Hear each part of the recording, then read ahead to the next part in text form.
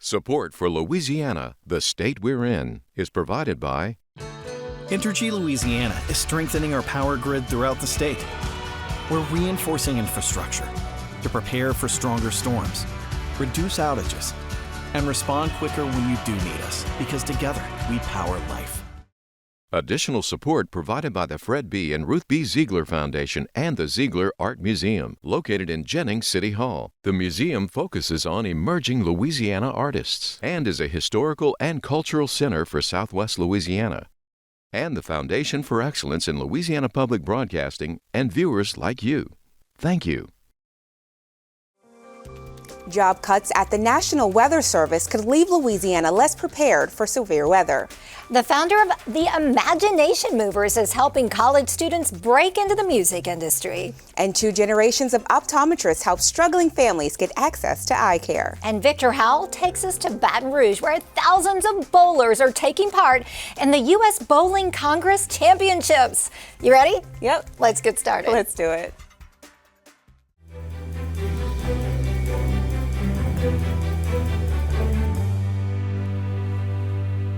Hello, everyone. I'm Karen LeBlanc. And I'm Dorothea Wilson. Much more on those top stories in a moment on this week's edition of Louisiana, the state we're in.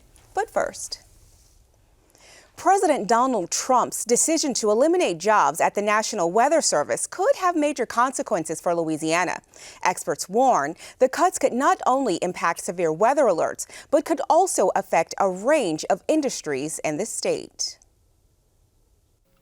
The Trump administration, along with its Government Efficiency Department, is undertaking a comprehensive effort to reduce federal spending. This initiative involves budget reductions and staff layoffs affecting several agencies, with the recent focus on the National Weather Service and its parent organization, the National Oceanic Atmospheric Administration. Many experts, including state climatologist Jay Grimes, warn that cuts to the National Weather Service could potentially do more harm than good. Well, so the cuts that are going to impact NOAA as a whole are certainly going to be impactful in Louisiana because we are dependent on NOAA for data, for services, for a variety of aspects that aren't just about weather. Of course, the National Weather Service getting a lot of the attention, but NOAA provides services for this state that includes fisheries and other activities, including our ports. So this is a big, big deal when you start talking about going into an agency that maybe be looking at anywhere from 10 to 20% reduction in force. Over 800 employees have been laid off to date, with many of them being new or on probation. This news was particularly disheartening for Jake Lambright, the recently appointed meteorologist and recent graduate of atmospheric science from the University of Louisiana, Monroe. Jake has started his career as a meteorologist at a local news station in Alexandria. It's pretty disheartening, especially knowing a lot of friends of mine that I went to school with, or connections of connections lose their jobs, and not just with National Weather Service too, but it seems like in other fields, meteorology is starting to shrink as well. So it's disheartening to see that another branch of meteorology, another avenue for a lot of people is starting to become smaller and smaller. Jake notes that the National Weather Service provides crucial data that local meteorologists use to create their forecasts, ensuring consistency and accuracy in the information they deliver across the state. The National Weather Service on a typical day would launch 2 weather balloons from each forecast office across the country, and those weather balloons give us real-time atmospheric data. So we're observing what's actually happening in the atmosphere. That data is then taken, that observed data that's currently going on, it's fed into our computer models and therefore makes them more accurate. As a result of these cuts, we've already seen at least 1 or 2 weather service offices have to stop launching weather balloons altogether. So if more offices had to jump on board with that, that would be a problem. Without getting that real-time data, our models become less accurate and every meteorologist's forecast becomes less accurate as a result. So far, the National Weather Service offices in Louisiana, located in Shreveport, Lake Charles, and Baton Rouge, New Orleans, have been spared. However, that's not to say we won't be affected by cuts in other offices across the state. Let's talk about some other aspects of the National Weather Service, the National Hurricane Center. That is a big one for every coastal state, including the Bayou state. Who's going to pick up that heavy load were the National Weather Service to go away or be reduced in terms of its ability to provide services so greatly that it basically was handicapped by a shortage of manpower? We're talking about an agency that's already shorthanded and has lots of openings now. And then as of last week, they lost another couple hundred employees. They could be down 5 to 10% of their current staffing. And by the time this potential DOGE impact is finished, those numbers could come down even further. Also within NOAA and the National Weather Service, we're talking about a reduction of as much as 20% of their staffing for their national environmental centers for modeling. So the impact here could be dire unless we rethink the process. Now, given the cuts already in place and potentially more to come, how will the National Weather Service respond? What does this mean for citizens and businesses that depend on data from the National Weather Service? This includes airlines assessing weather conditions prior to taking off and landing, the shipping industry, and even pest control services. Grimes is convinced that these substantial reductions will indeed impact their response capabilities, and careful consideration should be given when deciding on future plans and cuts. So the Weather Service is in the process of redefining their roles and generating a more efficient footprint. That's fine. No, there's no doubt that probably every government agency can undergo some efficiency review. Many times things get a little stale, and here's the momentum, the energy to make those changes. But it needs to be done in an orchestrated way without reducing the efficiency of the National Weather Service. This slash and burn approach is going to have an impact on how the National Weather Service responds to the country. From hashtags to headlines, here's what's trending this week. All right, a new report finds that some Louisiana restaurants are still mislabeling seafood. Can you believe? Wow, Karen, this is shocking. Now, the report was released by Seed Consulting. The company ran genetic tests on shrimp from 24 restaurants in the New Orleans area, and all of the products were labeled as Gulf or authentic Louisiana shrimp. Testing showed 3 of the restaurants were serving imported shrimp instead. Dorothea, this is not even new news. A recently enacted state law requires Louisiana restaurants to clearly state the country of origin for their shrimp and crawfish. Now, businesses that mislabel the products can face thousands of dollars in fines. Now on to some more positive news. An LSU baseball player is stepping up to make some children's wishes come true. First baseman Jarrett Jones is partnering with the Make-A-Wish Foundation. So for every home run the Tigers make this season, he will donate $100 to the group. Now the money will help give children that are suffering from illnesses these once-in-a-lifetime experiences, vacations of their dreams. And I'm very familiar with that organization. They do amazing work. All right, well, traditionally, we think of Valentine's Day as the day to show our love. But in Louisiana, love was in the air on Fat Tuesday. Get this, costume designer and stylist Christina Salas was watching the Zulu parade in New Orleans with some friends. Now, her boyfriend, Ray Henry, brought her a coconut, one of the parade's most coveted, most desired throws. And when Salas flipped it over, she realized it was even more special. It had, get this, "Will you marry me?" painted on the side. Ooh. Hey, Henry, thumbs up. Way to go with your A game. That's right. Thumbs up to you. Now on to some more good news. Access to medical care can be a challenge for many people in Louisiana, particularly eye care. A Baton Rouge optometrist is on a mission to make sure everyone gets the help they need, and he isn't alone. Take a look. Imagine missing out on the beautiful, vibrant colors of a Baton Rouge spring, all because everything is a bit too blurry. This is a common experience for many in the region, particularly children.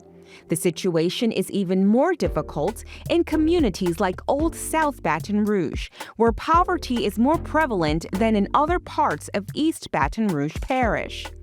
Healthcare professionals indicate the area lacks crucial healthcare services, with eye care being a significant concern. I recently read a study actually where that showed that for every 1% of people in a community that was 25 years or older with a bachelor's degree, there was an increase in eye care health professionals of about 4.7%. Conversely, for every community that had a 1% unemployment rate, there was a decrease in eye health professionals by 2.7%. Wow. So to that point though, what we started doing at Dr. Smith's Eye Care is that we started doing a lot of volunteer work. Now, this is where Dr. Smith comes in. With more than 25 years of experience as a board-certified optometrist, he strategically positioned his office in the center of Old South Baton Rouge, committed to addressing eye healthcare disparities in the community. The reason why I got into the profession to begin with is to help people, and that's the bottom line. Dr. Smith has observed how poor vision can adversely affect students in the classroom, leading to both underperformance and misbehavior. As a result, he's made it his personal mission to address the issue by working in his community and collaborating with an organization called Love Heals. Love Heals is an organization that offers free healthcare to individuals in underserved communities. It's an important thing that they do, but not only eye care, dental, mental health, just things like that they provide to the community. Yes. And like I said, we've been doing it for years, along with some other people that started doing it, like Dr. Ogabe, who has a practice on the north side of town around Southern University. Now the good news? His love and commitment to the community are already influencing the next generation.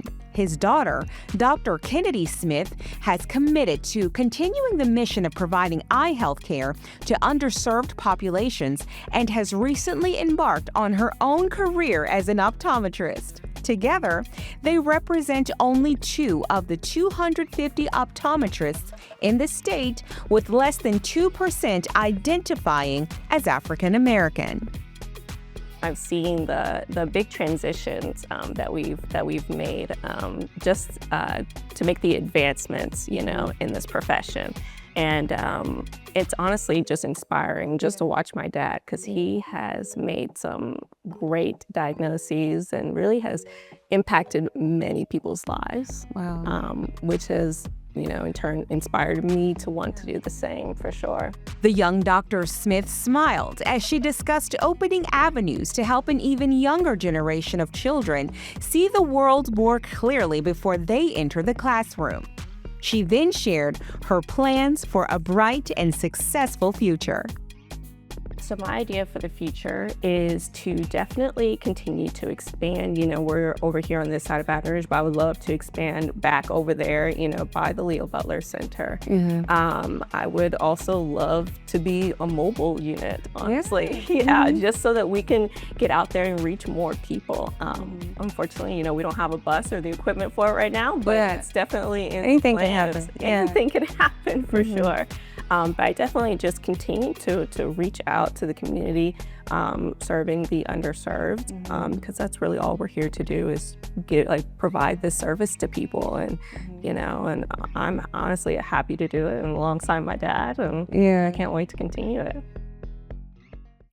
Parents with young kids are probably familiar with the Imagination Movers, but did you know they got their start right here in Louisiana?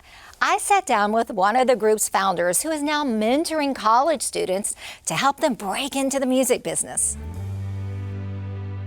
I am joined by Scott Durbin. He is one of the founders of the famed Imagination Movers. They are a children's musical group, and they had a show on the Disney Channel for 5 years. People of a certain age are big fans of the Imagination Movers. They still perform today. Scott is a busy man. He also leads the music business program at the University of Louisiana at Lafayette.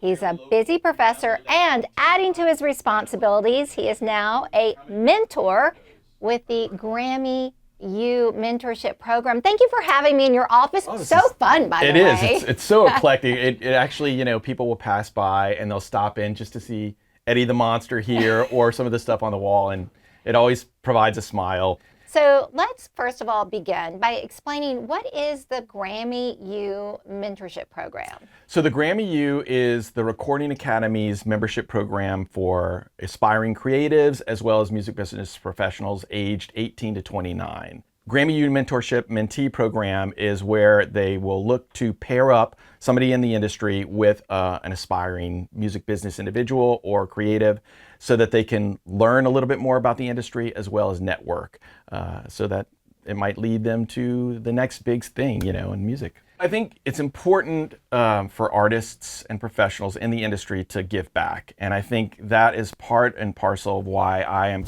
I'm doing the Grammy U, is really to share my experiences to inform really the future game changers in the industry. And so I think it's an important part as someone who has experience with touring, with recording, with songwriting, to really kind of create best practices and share those so that it can inspire and motivate, you know, the next generation. You are currently paired with a mentee. Tell me about that relationship. So the program runs from November to May, and generally we meet about 4 or more times. I work with a student who's from Tulane University. He's interested in the music industry, but his background is economics, which is great because as a music business professor, my forte is not necessarily in music production or something like that, but it's all in the numbers, it's all in rights management, revenue streams, all of that. And so it's a nice little simpatico relationship that I can share some of my wisdom as he asks questions. Well, and all that music business experience comes from your success in part with Imagination Movers. Tell us about Imagination Movers. It had about a 5-year run on the Disney Channel. You know, I brought the idea to my friends. Basically, we lived in, you know, maybe a 1 mile radius in Lakeview in New Orleans. 80% of it was basically our original vision done in an attic after the kids went to bed, and we were kind of brainstorming ideas of what it would be. And we've been just fortunate enough to really have a career on that wonderful show. You can still watch it today, and we've been able to, you know, tour domestically, internationally, and still create content and create music. So there were a lot of lessons learned in the creation of that program. Very successful, but not only lessons learned as an actor, as a songwriter, as a musician. What are some of those takeaways that you share with your students? I think for me, one of the important aspects is I want to take what I've experienced, both good and bad, and allow it to educate and inform my students so that they can maneuver around some of the obstacles that I had to face with some of the information that I could share with them. So things like owning your masters or owning your compositions, those kinds of things are the wisdom that I like to impart to our students, and that is learned firsthand through my experience with Disney and even post-Disney with Razor and Tie, Concord Music, and even now with the Orchard, which is our distribution company under the Sony umbrella. So breaking into the business, so to speak, you had a relationship with LPB. In fact, some of the Imagination Movers original music videos appeared on Louisiana Public Broadcasting. That's part of your origin story. We have nothing but amazing things to say about LPB. LPB was an early champion of the Imagination Movers. I think they understood, you know, that we had a mission statement, and that was to encourage creativity in kids, model problem solving, foster independence, and promote self-esteem. They showed our music videos as interstitials, and we can't thank them enough for being so instrumental in really our regional rise. Apparently, you know who also played a role is Eddie the Monster. That is correct. This, you know, it's so funny because you do a show and Eddie the Monster was a reoccurring character on our show. And they were going to throw this away. And I was like, no way, we can't do that. And so I had the perfect idea for him to be, and it was right here kind of watching over everybody and putting a smile on their face, if all be it with 3 teeth. So he definitely makes me smile. Yes. Imagination Movers still performs. Where can we find you? We're going to be going to do a small tour. And then we'll come back and we'll have some shows planned, including 18 and over shows from our OG audience that probably saw a lot of those LPB videos when they were like 4 or 5. And now they're like college students who I'm teaching in my class. So it's crazy. And thank you so much for what you do for cultivating young musicians and young artists in the music business, and for inviting us here today in your office. My pleasure, my pleasure. Thank you for having me. Baton Rouge is rolling into the spotlight as it hosts this year's U.S. Bowling Congress Open Championship. That's right, and the event attracts thousands of top bowlers from around the globe. Sports correspondent Victor Howell takes us to the Baton Rouge River Center for more. Take a look.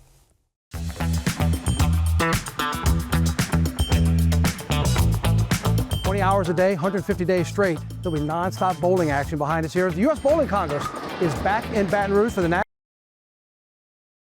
It's good to see you. Thank you. Welcome back to Baton Rouge. Well, thank you for having us. It's great to have you all back here. How exciting is it to be back? Oh, it's tremendous. It's been 13 years since the Open Championships competitors have made their way to Baton Rouge, which, you know, you say 13 years seems like a short time, but so many new bowlers are in the sport. So many new bowlers are experiencing the Open Championships. We're going to have so many new people coming to this area to experience the excitement not only of the tournament, but of this great area. 13 years since you were here, 2012, the last time in Baton Rouge. And when you look at the numbers that you were telling us earlier that are coming here, it's the largest since the last time you were in Baton Rouge. Is that correct? That is correct. Baton Rouge has had tremendous drawing power for our tournament. When we were here in 2005, we eclipsed 13,000 teams. In 2012, nearly 11,800, and we're just underneath that right now, 11,600 plus, and still more registering. So we have a chance to get to the 2012 number as well. But the bowlers have come out for Baton Rouge. They've come out for the build. They've come out for, obviously, the great culture here as well. They've really enjoyed coming to Louisiana to compete, and it shows in the room. When you talked about the feedback, certainly the culture, I know the food, what is it that you think wants to bring everybody back, and from your experience as well, that makes Baton Rouge such a welcoming home to everybody? Well, obviously there's a lot of great things to do in this area, and it's an area the bowlers don't get to go to very often. We do spend a lot of time on the West Coast for the Open Championships, so the chance to be in a more central location definitely is a great thing for a lot of folks in the Midwest and on the East Coast and the South. They get the opportunity to drive to the tournament, which usually isn't the case when they're heading to Reno or Las Vegas. But with that, you know, one of the big parts of the Open Championships experience is not just the bowling. Obviously, that's very important to a lot of competitors, but taking in the rest of the trip, the vacation, unique spots, and enjoy all that. Baton Rouge has proved time and time again that they have a lot to do here, and the bowlers have definitely shown that by the numbers we're seeing this year. Certainly the central location, but you're an hour from New Orleans, you're an hour from the Atchafalaya if they want to go do those sorts of tours and see so much in South Louisiana. So many people might think of bowling as birthday parties, a Friday night with friends with drinks and pizza. But when you're talking about the numbers that are coming here, I think I heard you say there's more than $7 million on the line. This is a real experience for these bowlers to come get some real money while they're here. Absolutely. The prize fund at the Open Championships typically north of $7 million. That also depends on the amount of entries we have. So the fact that we have more entries, probably going to bump that number up a little bit by the time we get to the end of July. But 55,000 bowlers traveling from all across the United States, some even traveling overseas to come here to compete, certainly speaks to the competitive aspect of it.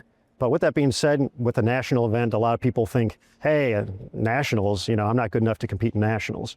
That's not the case. 55,000 bowlers coming to compete, but we have 3 different average-based divisions. So there's a lot of peer-to-peer competition taking place. So if you're a first-time bowler, you're not competing with, you know, the players who have been bowling for years and years, those great players that you see on telecasts and stuff like that.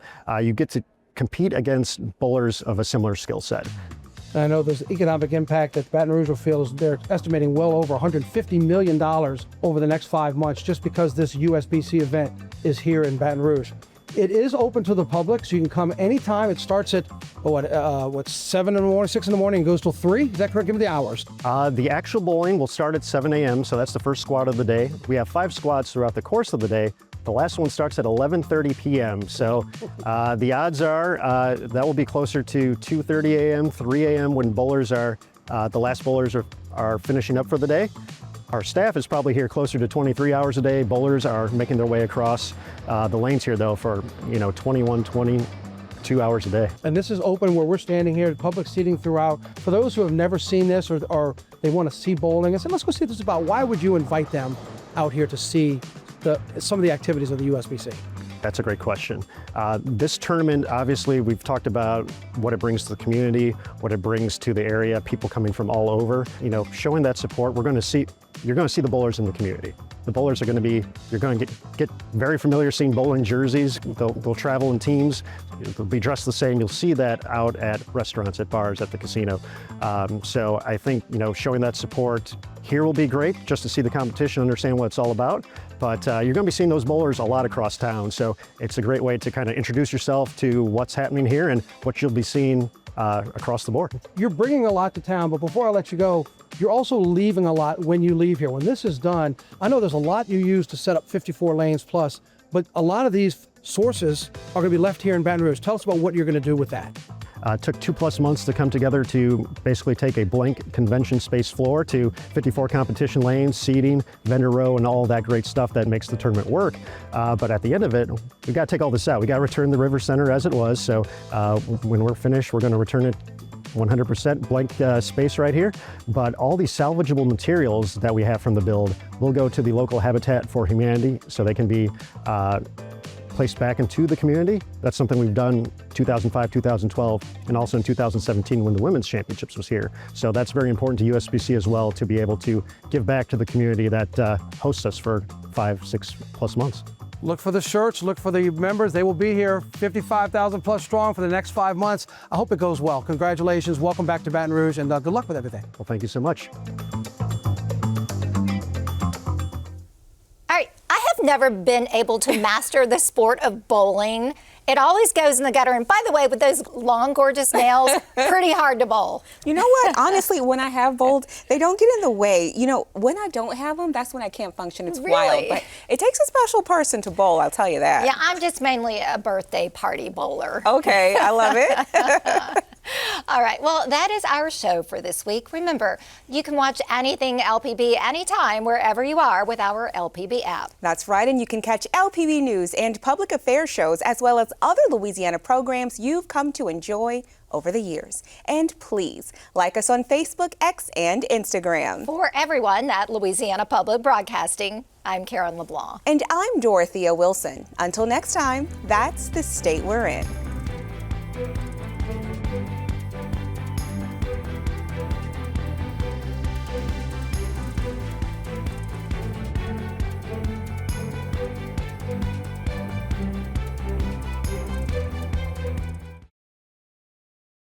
Support for Louisiana, the state we're in, is provided by Entergy Louisiana is strengthening our power grid throughout the state.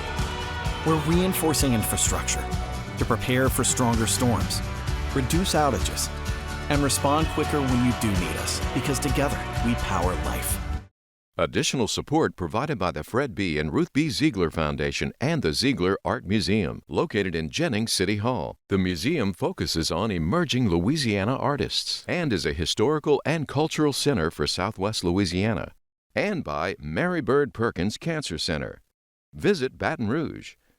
And the Foundation for Excellence in Louisiana Public Broadcasting and viewers like you. Thank you.